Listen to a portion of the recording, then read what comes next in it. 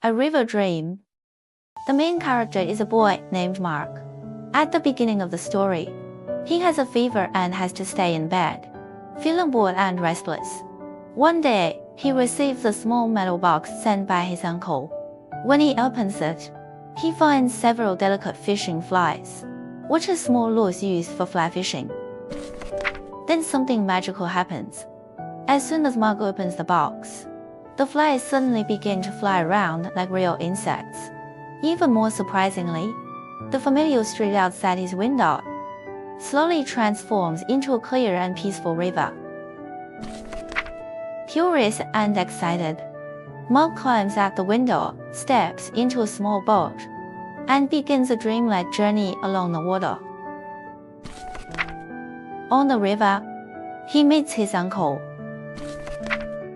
They talk and fish together, and his uncle patiently teaches him how to fly fish, how to watch the water, feel the rhythm, and connect with nature.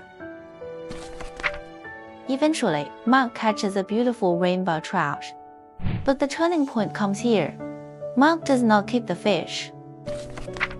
Instead, he gently releases it back into the river and says, "It's good to leave the river the way I found it." This moment is not just about the excitement of catching a fish. It symbolizes respect for nature and a step toward maturity. In the end, Mark wakes up and finds himself back in bed. The river is gone, and the outside world looks ordinary again. The entire adventure may have been a dream caused by his fever, but the lesson he learned feels completely real.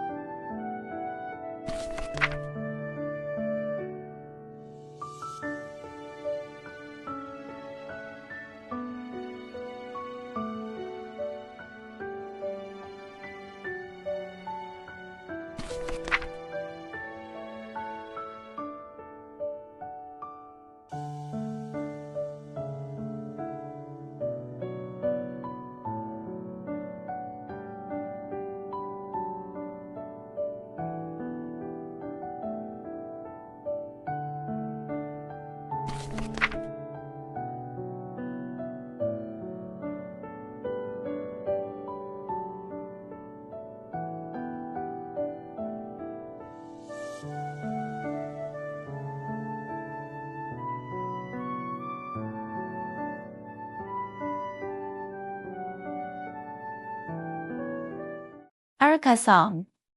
The story begins with a young girl named Erica. When she is visiting her grandmother's house, she notices a small painting on the wall, a Japanese-style little house glowing with light. From that moment, Erica is deeply fascinated by this painting. It captures her imagination and becomes a symbol of a world she longs to experience.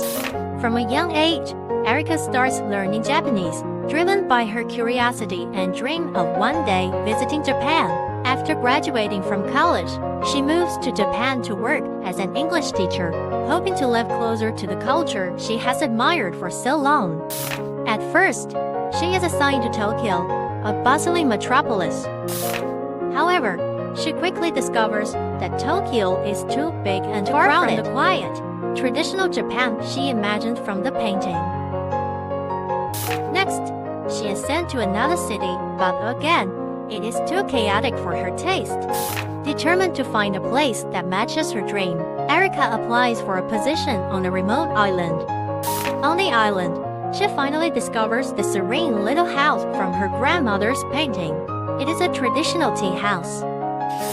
Here, Erica begins learning the art of tea and slowly immerses herself in the calm, mindful lifestyle she has long dreamed about. She also meets a local teacher named Kay, who becomes her mentor and guide. Through their shared love of tradition and quiet beauty, they develop a deep connection. And eventually, Erica and Kay get married.